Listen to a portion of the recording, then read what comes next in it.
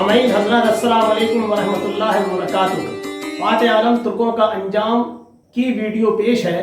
तुर्क चूंकि आला तहजीब याफ्ता बेहतरीन मुंतजिम थे और जालिम नहीं थे, इसीलिए वो हर मुल्क हर कबीले में आसानी से घुल मिल जाते थे। हर समाज में वो आसानी से शादी ब्याह कर लेते हैं। उनके समाज में इस पर कोई एतराज नहीं होता है। इसीलिए उन्होंने दुनिया के बेशतर खित्तों पर लंबे लंबे अरसे तक हुक्मरानी की है। जहां हुक्मरानी की है वहां की दौलत को उसी खित्ते की कौम पर खर्च किया है। वो कभी कहीं की दौलत लूट कर अपने इलाके में नहीं ले गए। आज हिंदुस्तान में जो मुस्लिम आबादी है वो महमूद गजनवी की वजह से है। महमूद गजनवी ने जो फौजी चढ़ाइयाँ यहाँ की थी, वो यहाँ के राजाओं की महमूद पर चढ़ाई करने व साजिश करने और उनके आपसी झगड़ों और मुकदमों को सुलझाने के लिए की थी। इसीलिए फौजी तावान उसने वसूल किया। मध्यकालीन भारत दिल्ली सल्तनत के मवर्रिख चंदापति अपनी तारीख में तस्लीम करते हैं कि हिंदुस्तान आने वाले तुर्क हुक्मरान किसी भी तरह से बदतहजीब और जालिम नहीं थे। वो खुद को इस्लाम का मुहाफिज मानते थे और इंसानी मुआशरे की हर ज़रूरत का जवाबदेह होने पर फख्र महसूस करते थे। चंदापति की किताब का सफ़ा 233 से सफ़ा 235। हिंदुस्तान पर काबिज होने के बाद तुर्क सिर्फ बादशाह और सिपह सालार ही नहीं थे, बल्कि उन्होंने हिंदुस्तान की कुल मईशत को अपने हाथ में ले लिया था और वो इस्लामी मसवाद को मद्देनजर रखते हुए यहाँ के हर पेशे पर, हर हुनर पर, हर कारोबार से जुड़ गए थे। यही उनके लंबे वक्त तक हुक्मरानी का राज था।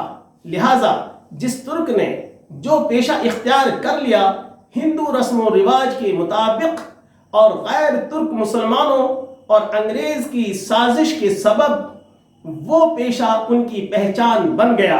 ऐसे तुर्कों को अब अपने बाप तुर्क से जुड़ जाना चाहिए।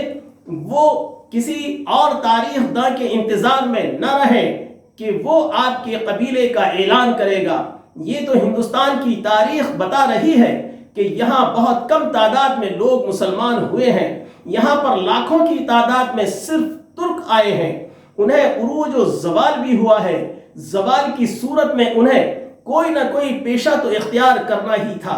लिहाजा हिंद में जो पेशा इख्तियार कर लिया वही उनकी जात बन गया। इसके अलावा जो आर्या हिंदू मुसलमान हुए हैं वो भी नस्लन तुर्क हैं। ये हम पहले ही साबित कर चुके हैं। तारीख शाहिद है कि जब तुर्क हिंदुस्तान के मुल्क में आए तो हिंदुस्तानी कपड़ा बुनने और सीने से वाकिफ नहीं थे। यहाँ के अवाम व खवास अधनंगे रहते थे, बस एक छोटा सा कपड़ा जिस्म पर लपेट लिया करते थे। तुर्क इस कपड़ा बुनने के फन से खूब वाकिफ थे और बेहतरीन सिले और बुने जुब्बे और कुब्बे में रहते थे। हिंदुस्तान को वतन बना लेने वाले तुर्कों की जरूरत को खुद तुर्कों ही ने पूरा किया था। कपड़ा बुनने की सनत को हिंदुस्तान में कायम करने वाले तुर्क आज जुलाहे कहलाते हैं। सभी तुर्क गोश्त खोर और मुसलमान थे। उन्होंने नबी आखिरुज़्ज़मा हजरत मोहम्मद सल्लल्लाहु अलैहि वसल्लम के खानदानी कुरैशियों को गोश्त कटवाने के लिए अरब नहीं बुलवाया था और ना ही कोई नौ मुस्लिम हिंदू इस काम को कर सकता था। गोश्त खाने की जरूरत को खुद उन्होंने ही आपस में पूरा किया। 1857 तक शेख थे।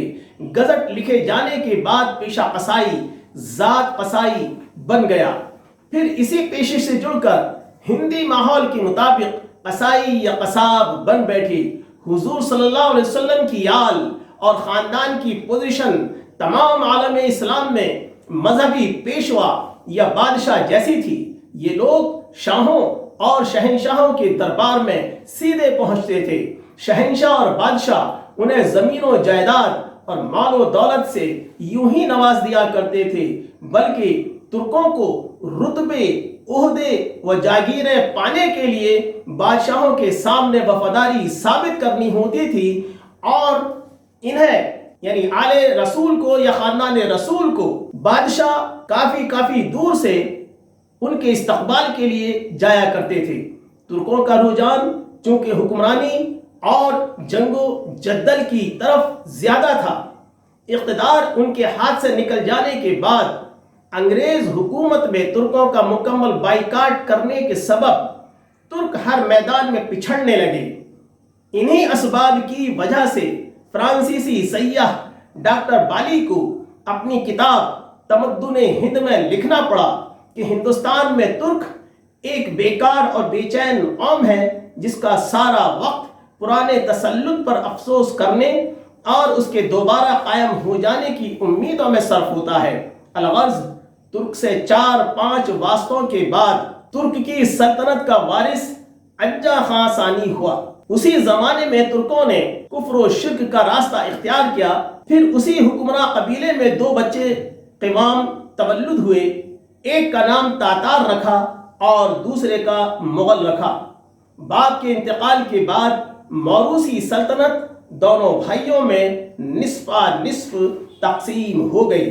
تاتار کی تخت نشینی کے بعد اس کا ملک تاتار کہلایا اور اس کی اولاد تاتاری کہلائی۔ وسط ایشیا کے علاقے ترکستان، قزاقستان، ازبیکستان، ترکمینستان، آذربائیجان، افغانستان، ایران، ترکی وغیرہ تاتارستان کے علاقے ہیں۔ تاتاریوں کا علاقہ ہی اب ترکستان کے نام سے مشہور ہے۔ مغل تخت نشینی کے بعد مغل خان کے نام سے مشہور ہوا۔ اس نے مغلستان کی آبادی کی بنیاد رکھی اور اس کی قوم مغل یا منگول کہلائی۔ مغل خان کا ملک منگولیا اور چین سائبیریا ہے۔